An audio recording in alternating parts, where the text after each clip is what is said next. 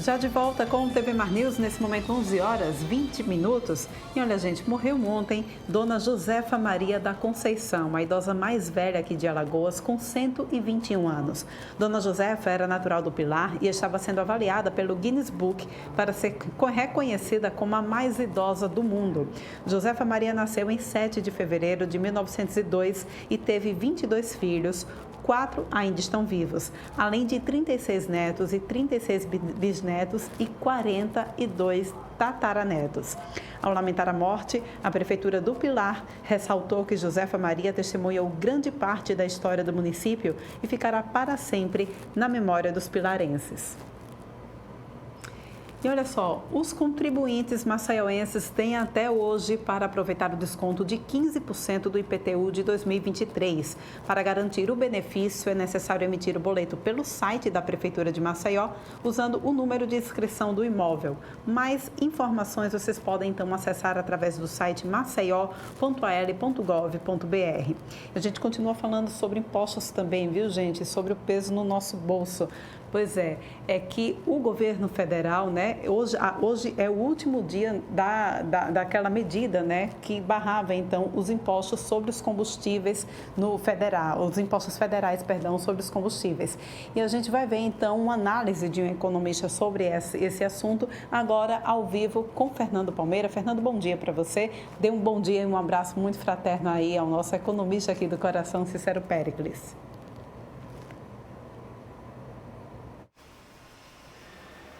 Um abraço, Paulane, boa tarde, já desejando boa tarde para você, para toda a nossa equipe, para quem nos assiste em qualquer parte do Brasil e do mundo, a nossa TV Mar. Transmito com muito prazer esse abraço que você está mandando aqui para o professor Cícero Péricles, esse grande economista, consultor de todos nós, e vem falar de um tema muito recorrente. Ontem mesmo eu estava na Secretaria da Fazenda, o cidadão passou no carro e dizia: aê, aumento novamente de impostos estaduais, emplacamento de carro.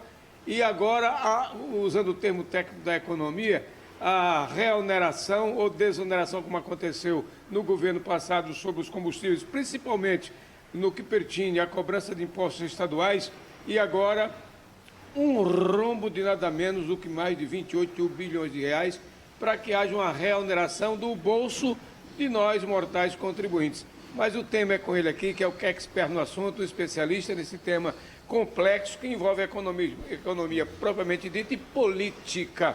Quer fazer uma retrospectiva para chegar até os momentos atuais? Fique à vontade, um prazer estar aqui novamente ao seu lado, meu nobre professor Cícero Péricles. Bom dia, Fernando, bom dia, Porlane. Dizer o seguinte, primeiro ponto importante é entender o que é a desoneração, ou seja, no ano passado, em 2022, em pleno ano eleitoral, os combustíveis brasileiros, todos os combustíveis, o etanol, a gasolina, o gás também e todos os combustíveis tiveram a sua desoneração marcada pelo governo federal, que, ou seja, retirou cobranças de impostos do PIS, COFINS, CID, né? Ou seja, impostos poderosos em termos dos combustíveis, e assim como colocou uma barreira de 17% máximo para que os estados pudessem cobrar. Baixaram todas as suas alíquotas, né? Quem tinha 25 baixou para 17, quem tinha 23, 22, 19, todos baixaram para 17% do combustível de etanol e gasolina, né?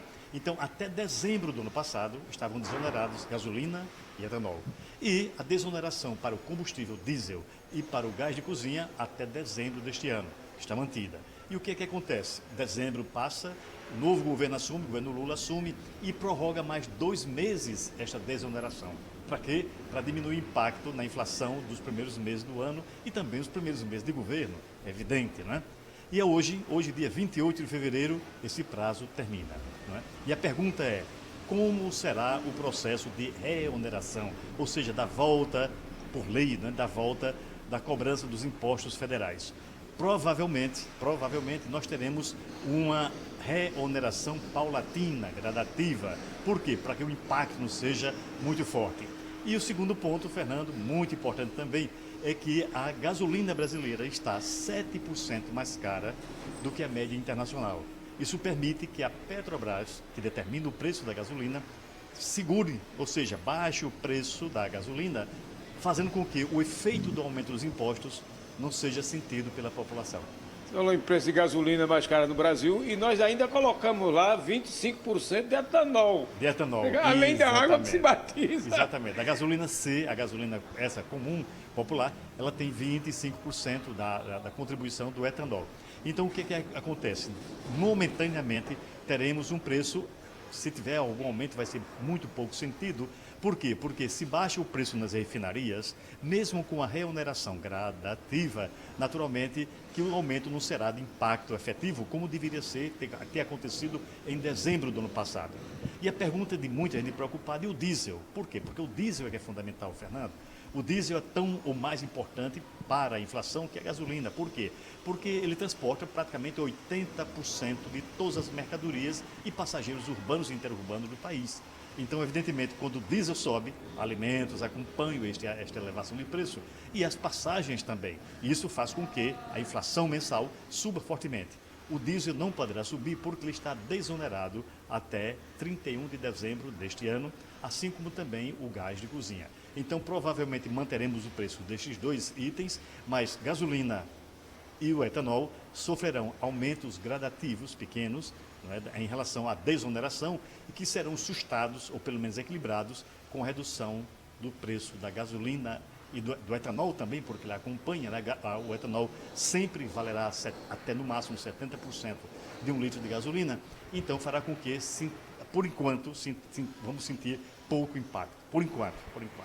Ministério da Economia está aí, Fernando Haddad, dando um cientista econômico e já apontando de que a Petrobras, ele usando aí uma metáfora de que tem colchão. Que se evitaria essa oneração ou deixasse os estados não livres desse problema, mas que a Petrobras aguentasse, pelo menos segurasse e evitasse aumento de preço. O senhor tem essa visão também desse colchão? Sim, é possível. Por quê? Porque o Brasil, os combustíveis no Brasil, os preços dos combustíveis no Brasil são determinados por uma política da Petrobras a partir de 2016, que se chama PPI, Preço de Paridade Internacional. Ou seja, o preço do combustível no Brasil ele fica vinculado ao valor do dólar e o valor também do barril de petróleo. Se o petróleo sobe no mundo, a gasolina também sobe aqui no Brasil. Se, evidentemente, quando ele baixa, demora um pouco mais a descer, né, Fernando? Mas tende a descer, tende a baixar, ou pelo menos segurar o preço. Então, essa política de paridade internacional, ela será reavaliada no mês de abril. Por que no mês de abril? Porque no mês de abril, a Petrobras terá uma nova diretoria, desta vez apontada pelo governo Lula. Isso significa que a estratégia do governo Lula de alterar, de manter um preço diferente do mercado internacional, poderá sim ser rediscutida em abril. E a lógica, a palavra que se usa, como você gostou, da reoneração e desoneração, é de abrasileirar o preço dos combustíveis. Ou seja, o Brasil é uma potência exportadora de petróleo, é um grande produtor mundial de petróleo e tem um parque de refinaria razoavelmente ainda funcionando que permitiria a Petrobras manter uma política de controle de preços ao longo do ano. É política versus economia, economia versus política, e a gente começa a analisar a situação do perfil jurídico formado pela Petrobras, intocável como estatal, e, aliás, como uma empresa estatal e, ao mesmo tempo, uma empresa dos interesses políticos e econômicos. E aqui o paradoxo, o Brasil manda refinar lá fora combustível e paga caro o combustível que temos fartura até certo ponto no Brasil. E até quando nós iremos nessa dependência da economia, no sentido capitalista da história, diante das necessidades políticas, como a fragmentação que se faz nos impostos, prejudicando as unidades federativas, os estados do Brasil? Isso. A Petrobras ela tem que ser uma estatal que trabalhe para a economia brasileira. Então, quando ela entra na Bolsa de Valores, ela passa a ter um controle, ainda que seja uma empresa estatal, de quem aplica na empresa, ou seja, os acionistas passam a ter um peso decisivo, né? Mudou muito de 2016 para cá. Qual é a tentativa do governo Lula e também do ministro Haddad? De retomar este controle sobre a empresa Petrobras. Para quê? Para que ela trabalhe, isso como você fala agora, os preços brasileiros, os preços do petróleo brasileiro são feitos em real. Ou seja, então que o cálculo também da gasolina e assim também por tabela do óleo diesel e do gás de cozinha sejam avaliados na moeda brasileira e desconectando o preço internacional. Isso faria com que os preços relativos desses combustíveis caíssem, pelo menos não tão fortemente, mas caísse relativamente mais do que a expectativa que um dia o barril de petróleo no plano internacional desça do preço. Basta uma tensão internacional, como esta da Ucrânia, por exemplo, para que o preço do petróleo suba muito fortemente. Quando ele sobe muito fortemente, nós brasileiros que não estamos na Ucrânia, que não estamos na Rússia, não estamos brigando em Kiev, paguemos o preço da gasolina mais alta, dos combustíveis mais altos, inclusive do gás de cozinha, que afeta todas as famílias brasileiras. Para o ambiente político, como sempre, se revestem de economistas para dizer que o problema teve na pandemia, o problema foi, ainda é da guerra, mas é preciso ter mais consciência interna, como bem aponta a sua visão técnica. E a pergunta é a seguinte, não sei se é tão fácil de responder, qual a expectativa econômica mesmo diante dos impasses políticos que estamos enfrentando e o que é que o brasileiro e as unidades federativas podem esperar diante de todos esses impasses? Olha, veja bem, Fernando, paralelo a essa questão da Petrobras, o Congresso Nacional está discutindo uma reforma, mas muito importante reforma que afetará o preço, que afetará a vida de todos os brasileiros, que é a reforma tributária. Não é isso? Esse é de uma importância vital. Por quê? Porque os preços dos combustíveis, eles são onerados no plano federal e no plano estadual. Não é? Então, uma reforma tributária que revise essa forma também de incidir sobre o cálculo do preço da gasolina e dos combustíveis, evidentemente que ele será revisto nesta reforma. Ou seja, a tendência da reforma, pelo menos o espírito dela, desses dois projetos que estão transitando no Congresso Nacional, no Senado e na Câmara, é de, primeiro, não aumentar a carga tributária. Segundo, diminuir os tributos do consumo popular. Consumo popular inclui combustíveis.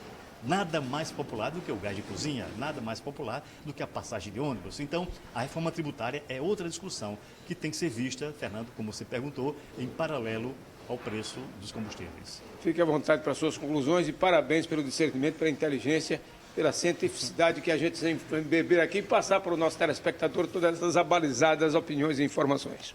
Orlando, como você sabe, Fernando é esse sempre gentil, é um cavalheiro, não é? Então, na verdade, a nossa preocupação daqui até o final do ano é de que essa reforma, a reforma tributária, assim como a nova política de preços dos derivados de petróleo, sejam compatíveis com a crise que o país atravessa, com o nível de endividamento. Ontem saíram os dados da SPC Serasa, 70 milhões de brasileiros estão endividados e parcela muito alta estão inadimplentes. Portanto, numa situação como essa, evidentemente, que toda e qualquer reforma, que toda política de preços populares, de produtos populares, de itens consumidos pelos públicos mais pobres, ele tem que ser tratado com muito mais rigor e muito mais carinho, né, Fernando? Muito obrigado, professor. Um abraço, uma honra estar aqui novamente ao lado de Cícero Pérez, esse grande cientista da economia, que é uma das ciências das mais difíceis, principalmente para fazer prognósticos, previsões, principalmente quando se tem a expectativa das cabeças brilhantes de Brasília. E nós aqui embaixo é que aguentamos. Os estados são aí, já há bastante tempo, precisando e sentindo a falta. São 200 bilhões de reais de rombo para se cobrir. Mas a economia e a política somadas, quem sabe um dia nesse paralelo se encontrem aí lá no infinito e a gente tenha definitivamente ou temporariamente resoluções para esses problemas que nos afetam. Com as imagens de Chico Nogueira e Fernando Palmeira para a TV Mar da organização Arnoldo de Mello no canal 525 NET. Claro, a gente segue com você, Orlando Santos. Muito bem, né, gente? Fica aí esclarecida, então, essa situação do aumento dos combustíveis, né? Já se prepara que certamente vai começar a pesar no nosso bolso já a partir de amanhã, tá bem? Agora chegou aquele momento, né, aqui no nosso programa, no nosso estúdio. Hoje é terça-feira, é dia do nosso quadro Penal News e a gente tem acesso a esse quadro agora.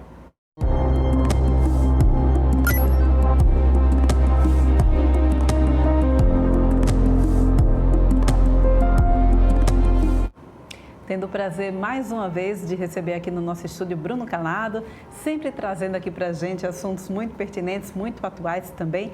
Hoje, Bruno, você traz, né, a tragédia que aconteceu na Lagoa Mundaú, que nós, inclusive, noticiamos ontem aqui no nosso programa também, aquele acidente, né, que vitimou fatalmente 2 pessoas, mas outras 2 saíram, então, feridas. Uma pessoa ainda segue internada, o condutor do jet ski prestou depoimento à polícia e eu queria que você fizesse para a gente, né, já que trouxesse para a gente toda a atualização desse caso. Bom dia para você. Bom dia, Polane, bom dia a todos os telespectadores da TV Mar. eu começo esse programa me desculpando um pouco com todos os telespectadores, Orlando, porque é uma responsabilidade muito grande a gente trazer temas tão atuais aqui, porque a investigação ela está tão perfunctória, ela está tão inicial, está tão nova, que a gente acaba cometendo alguns erros. Né? E eu tenho muito esse zelo, esse cuidado ao trazer casos dessa natureza. O fato aconteceu na última sexta-feira, dia 24. Né? Então, de lá para cá, a investigação ainda está nascendo, ainda está crescendo, ainda está tomando oitiva de pessoas que estiveram presentes ali naquele acidente, naquele trágico acidente. Então, eu costumo contar sempre as versões que me chegam, as versões que eu tomo conhecimento, as versões que eu busco saber, que eu procuro saber. A primeira delas é a noticiada pela mídia. O que foi que aconteceu naquele dia, naquele último dia 24? Um cidadão pilotando uma moto aquática, um jet ski, certo? Ele se chocou contra uma embarcação, um pequeno barco de alumínio destinado muitas vezes à pesca, ao lazer, certo? E acabou atingindo 3 pessoas que estavam nessa embarcação, nesse barco. Inclusive um deles, o proprietário do tão afamado Bar do Joel. O Bar do Joel é um bar muito conhecido, um bar muito bom, já frequentei muito, inclusive, naquela região ali, certo? Outros 2 amigos do senhor Joel estavam com ele na embarcação e estavam pescando, quando de forma súbita, de forma surpresa, foram atingidos por esse jet ski. Prontamente, pessoas que por ali estavam começaram a prestar o socorro, né? Alguns dizem que o condutor da moto aquática foragiu do local, não ficou no local, né? E aí houve aquela dificuldade, Orlando, porque quando o corpo está na água, o corpo geralmente fica um pouco mais leve, tudo bem, mas para você retirar o corpo da água para uma outra superfície é um peso muito grande. E os envolvidos não eram pessoas leves, não eram crianças, né? Principalmente o Joel, ele tem um peso um pouco maior, então para retirá-lo ali da água, para colocá-los numa lancha, onde aquela lancha estava destinada a prestar o socorro ali até a marina, onde a lancha estava alocada, foi uma dificuldade muito grande. E aí a mídia traz que o condutor da moto aquática foragiu do local após esse incidente, que ele vinha em alta velocidade e chocou com a embarcação. O que é que a versão do condutor do jet ski traz? E aí é importante, como eu digo, trazer as 2 versões. Uma noticiada pela mídia através de testemunhas oculares do fato, outra trazida ontem, inclusive, quando da apresentação do condutor do jet ski à delegacia. Ele se apresentou ontem.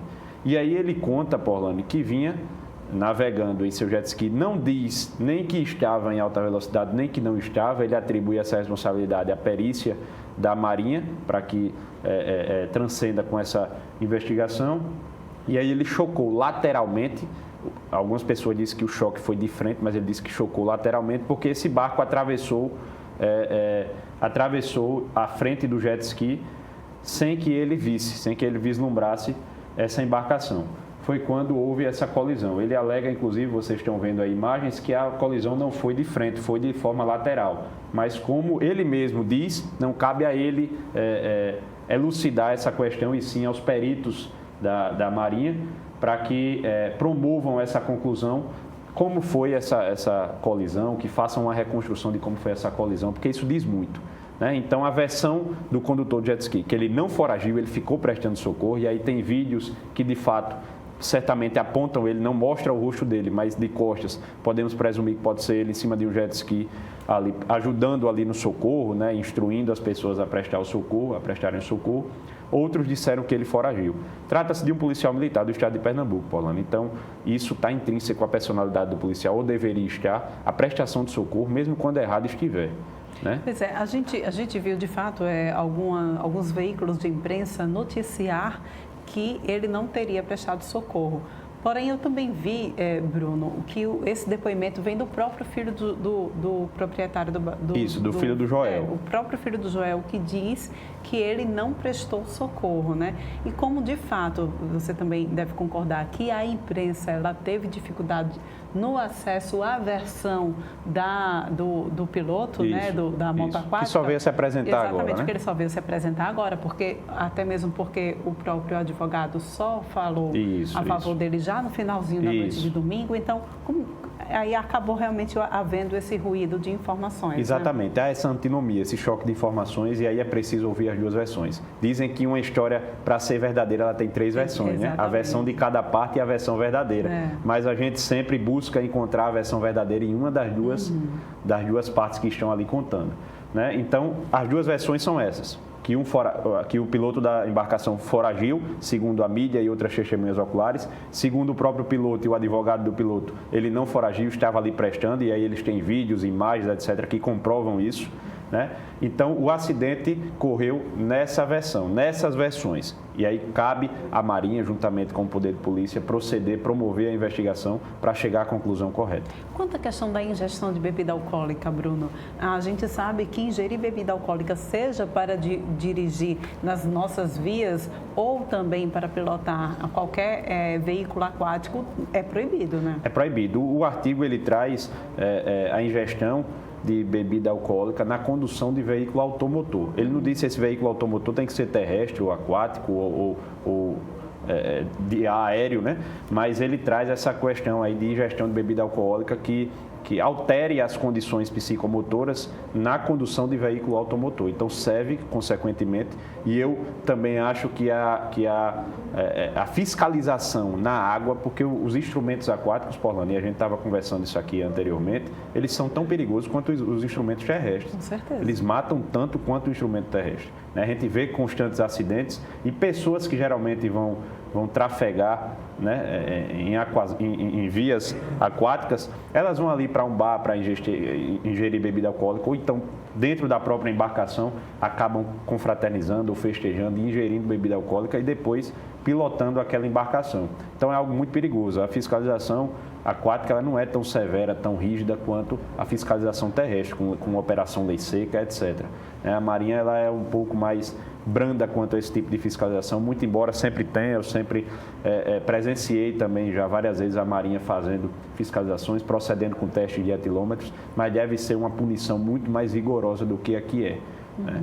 Então, as versões, como eu disse, são narradas, embasadas, superdaneadas nessas duas partes, tanto na versão trazida pelo advogado e pelo piloto da embarcação, da moto aquática, quanto das testemunhas oculares e filhos, parentes de vítimas, e tão logo, se Deus quiser, da própria vítima que sobreviveu, né, a esse acidente.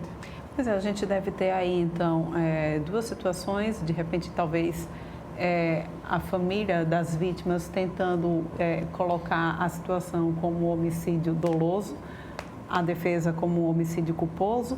O que é que deve acontecer? Qual a visão criminológica, então, desse caso? É uma ótima pergunta, Porlane, e veja só, isso é uma questão, é uma resposta que traz gera uma grande insegurança jurídica hoje em dia, porque a gente não tem uma padronização de julgamentos, a gente não tem uma jurisprudência aplicada sobre essa questão que separa o homicídio culposo do homicídio doloso quando a gente chama de culpa consciente e dolo eventual, quando da ingestão, inclusive, de bebida alcoólica. Num caso dessa natureza, nós podemos vislumbrar de qualquer forma, e eu me arrisco a dizer isso na condição de advogado e na condição de jurista, de pessoa que lida com a lei, que não há possibilidade de imputar um caso de homicídio doloso, na minha concepção, e sim de um homicídio culposo. Porque, veja, Paulana, a diferença ela é bem subjetiva, mas ela é muito, às vezes, óbvia. O homicídio doloso, em caso dessa natureza, ele existirá quando houver a aceitação do resultado, bem como a intenção de matar. O dolo é intenção. Então, em hipótese alguma, aquele piloto daquela moto aquática, daquele jet ski, ele teve a intenção de matar aquelas pessoas. Ele aceitou o resultado morte daquelas pessoas. Isso aí eu descarto de qualquer maneira. Então, provavelmente, esse indivíduo responderá pelo tipo penal trazido no artigo 302 do Código de Trânsito Brasileiro, que é o homicídio culposo na condução de veículo automotor. Certo? Então, essa deverá ser a imputação trazida. Nós vimos, inclusive, temos como exemplo... Só um instante, Bruno, desculpa lhe interromper, mas caso fique comprovado que ele ingeriu bebida alcoólica, é um homicídio, então, culposo, mas em que ele assume o risco de matar alguém. No homicídio culposo, ele pode assumir o risco, porque ele age com imprudência, negligência ou imperícia. Vamos distinguir aqui as 3 modalidades de homicídio culposo, esses 3 institutos de homicídio culposo, muito rapidamente para vocês. A imprudência, ele fica além de um cuidado. Além de um cuidado que ele deveria ter. Ele então, promove alguma atitude, algum ato que ele não deveria fazer. A negligência, ele deixa de fazer alguma coisa para evitar aquele acidente. Ele fica aquém de um cuidado, abaixo de um cuidado. Então, a imprudência, ele fica além, ele vai acima, além daquilo. Por exemplo, passar em alta velocidade num sinal vermelho é uma imprudência. A negligência, ele fica aquém de um cuidado, certo? Que ele deveria ter, ele age em omissão. Ele age numa omissão, enquanto na imprudência ele não é omisso.